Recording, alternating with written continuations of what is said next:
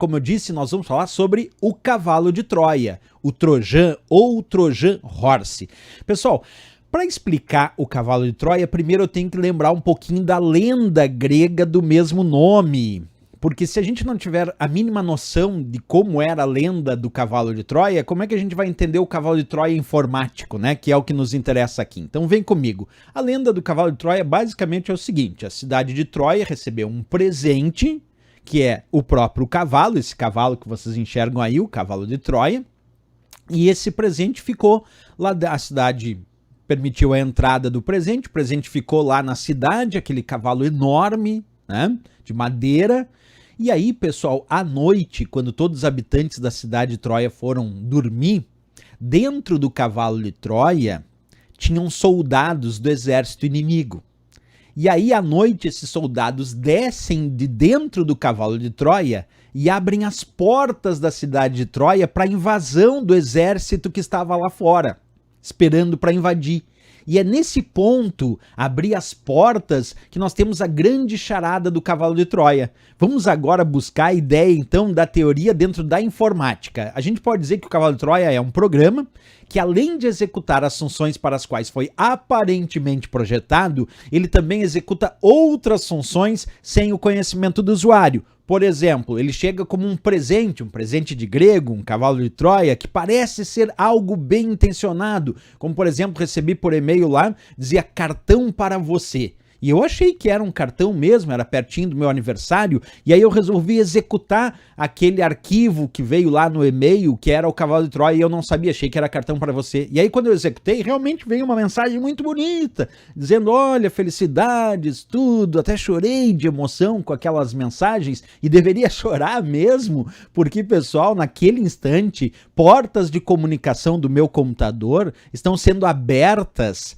para a invasão de hackers, crackers ou ainda a instalação de outros programas maliciosos. Olha como é a mesma ideia da lenda grega do mesmo nome lá do cavalo de Troia, que chegou como um presente para a cidade de Troia e à noite desceram soldados e abriram as portas da cidade de Troia para a invasão. Aqui é a mesma coisa, só que informático, chega como um presente, algo que parece ser bem intencionado, e quando o usuário executa, abrem-se as portas, não da cidade de Troia nesse caso, mas do computador do usuário para permitir uma determinada invasão de hackers ou crackers, ou ainda, como eu disse, a instalação de outros programas maliciosos. Podemos dizer que, então, após ser instalado no computador do usuário, esse cavalo de Troia muito comumente libera uma porta de comunicação para um possível invasor. Claro que existem outras formas de atuação de cavalo de Troia, a gente já vai ver, mas essa é a mais comum. É a que deu origem, a que deu nome para o programa malicioso chamado Trojan, cavalo de Troia, que é justamente essa ideia de, então, após ser executado, parecendo ser algo bem intencionado, acaba abrindo uma porta de comunicação do computador do usuário, facilitando a entrada aí do invasor. Pois bem, pessoal, existem vários tipos de cavalo de Troia, de Trojan, que aparecem nas provas de concurso. Não é um tipo só, não. Existem vários tipos e é isso que eu quero discutir com vocês agora. Vamos começar falando do Trojan Downloader. Esse tipo de cavalo de Troia, o Trojan Downloader, ele instala outros códigos maliciosos obtidos de sites da internet. Quer dizer, esse aqui, quando o usuário executa, acaba instalando um outro programa malicioso dentro do computador do usuário. É o Trojan Downloader. Existe também o chamado Trojan Dropper, que é parecido com o Trojan Downloader, só que com uma diferença. Ele instala outros códigos maliciosos também, só que ele vem embutido no próprio cavalo de Troia, no próprio Trojan. Porque o Trojan Downloader, eu faço o download, eu executo ele e ele acaba instalando outros programas maliciosos externos. Certo? O Trojan Dropper, ele instala outros códigos maliciosos que estão embutidos dentro do próprio cavalo de Troia, dentro do próprio Trojan. Aí é o Trojan Dropper. Existe também o que a gente chama de Trojan Backdoor. Professor, o que são backdoor? Backdoor são portas dos fundos que ficam abertas, permitindo e facilitando o retorno de um invasor no computador comprometido. Isso é o que a gente chama de backdoor. Portanto, o Trojan Backdoor, ele vai incluir essas backdoors no computador computador do usuário, possibilitando então o acesso remoto do atacante no computador, que talvez seja o trojan mais famoso, aquele que eu disse que abre as portas do computador do usuário para invasão, é o trojan backdoor, que também pode aparecer em prova com outro nome, RAT, que vem de Remote Access Trojan. É o cavalo de Troia de acesso remoto, que é basicamente o trojan backdoor. Então é um tipo de programa, um tipo de malware que vai combinar as características do cavalo de Troia e de backdoor. Quer dizer, o cavalo de Troia chegando como presente, algo que parece ser bem intencionado, e backdoor que abre as portas do usuário para um atacante acessar. Então ele vai permitir o atacante, o invasor, acessar o equipamento, o computador do usuário remotamente e executar ações dentro do computador desse usuário como se fosse o próprio usuário que estaria executando esse tipo de ação. Então o trojan backdoor ou RAT é a mesma coisa, o Remote Access Trojan, o cavalo de Troia de acesso remoto. Tem outros também, vamos tipificar outros. O trojan DOS. O que é um ataque DOS? Ataque DOS é um ataque de negação de serviço que deseja, o intuito de um ataque DOS é fazer com que aquele computador, aquela máquina ou aqueles servidores parem de funcionar, quer dizer, neguem o seu serviço. E o trojan DOS basicamente faz isso, ele instala ferramentas de negação de serviço e as utiliza para desferir ataques. Então se utiliza de computadores e esses computadores vão ser utilizados para fazer ataques DOS, ataques de negação de serviço a outros computadores que então podem sair fora do ar, podem parar de funcionar, podem negar o seu serviço dentro de uma rede ou da própria internet. Esse é o trojan DOS. Temos também o chamado trojan destrutivo. Esse é horrível, pessoal, porque o trojan destrutivo, como eu disse, todo trojan chega como algo que parece ser bem intencionado, mas esse, depois que é executado, ele acaba alterando ou até, pasmem, apagando arquivos, pastas e diretórios, acaba muitas vezes formatando o disco rígido do computador do usuário e pode deixar o computador completamente fora de operação. Imagina você receber um trojan destrutivo, você executar achando que era algo benéfico, não sabia que era o trojan destrutivo, e ele formatar o disco rígido da máquina. Ele formatar o disco rígido do teu computador e agora você não consegue mais acessar o computador, ficou tudo fora de operação. Olha a gravidade do trojan destrutivo. Tem outros, vamos lá. Existe também o trojan clicker. Esse não é tão horrível quanto o trojan destrutivo. O que ele faz? Esse vai redirecionar a navegação que o usuário fez para determinados sites específicos, justamente com o objetivo de aumentar a quantidade de acesso desses sites ou até apresentar propagandas. Então imagina que tem um trojan clicker dentro do meu computador e eu não sabia. E aí eu acabo acessando um determinado site, só que em vez de ir para aquele site que eu queria acessar, ele redireciona a minha navegação para um outro site, só para aumentar a taxa de cliques daquele outro site ou exibir propagandas dentro daquele outro site. Esse é o trojan clicker, quer gerar cliques em sites específicos, desviando, redirecionando a navegação do usuário. Existe também o que a gente chama de trojan proxy. O que é proxy? Por exemplo, um servidor proxy é um servidor intermediário, é um procurador muito usado em empresas que funciona como um servidor intermediário entre as máquinas internas da empresa e a própria internet. E aí o proxy pode ficar controlando todas as requisições que as máquinas internas fazem na internet. Esse é um trojan proxy. Desculpa, é um proxy só, certo? Agora, o trojan proxy é que é o problema. Só proxy não é problema, é muito comumente usado nas empresas. Mas o trojan proxy, ele acaba instalando um servidor proxy na máquina do usuário, possibilitando que o computador desse usuário seja utilizado para navegação anônima e para envio de spam. E aí o usuário nem sabe que o seu computador está sendo usado por terceiros para, através do seu computador, acessar a internet, fazendo com que esse computador do usuário seja um servidor intermediário entre o atacante e a própria internet. E aí, quando o atacante faz um ataque, a internet registra que foi o computador desse usuário benéfico e não do atacante, que acaba fazendo e realizando uma navegação anônima, sem ser percebido. Faz ataque sem ser percebido, por isso também é muito problemático. E ele também pode ser usado, como diz ali no texto, para envio de spam. Spam são mensagens enviadas em massa, em grande quantidade, sem que o usuário tenha solicitado, né? E aí o computador do usuário, se foi atacado por um trojan proxy, pode ser usado justamente para envio de spam. Existe também o que a gente chama de trojan spy. Deixa eu explicar primeiro o que é spyware. Spyware são programas espiões que monitoram as atividades de um sistema. E um trojan spy, o que ele faz é instalar programas spyware. instala programa spyware no computador do usuário e vai utilizando o computador do usuário para coletar informações sensíveis, como, por exemplo, senhas, números de cartão de crédito, e enviar tudo isso lá para o atacante que enviou esse Trojan Spy com o objetivo de espionar as atividades do usuário. Existe também o chamado Trojan Bunker ou Bancos, que é basicamente como se fosse um Trojan Spy, só que especificamente voltado para serviços de internet banking. Então ele vai coletar especificamente dados bancários do usuário, através da instalação também de programas spyware, como se fosse então um Trojan Spy, que são ativados sempre quando o usuário acessa um site de internet banking. Aí que ele é ativado para ficar coletando dados bancários do usuário. Esse a gente vai chamar de Trojan Bunker ou Bancos. Bem, pessoal, fizemos aí uma variedade de tipos de Trojan, de cavalo de Troia. Agora vamos responder questões de prova sobre esse assunto. Acompanha comigo a leitura da primeira questão, que diz assim: Trojan é um programa que, além de executar as funções para as quais foi aparentemente projetado, também executa outras funções normalmente maliciosas e sem o conhecimento do usuário. Em português, é também conhecido por letra A, cavalo de Troia, letra E, ebola, letra C, spam, letra D, vírus influenza e letra E, crazy cow.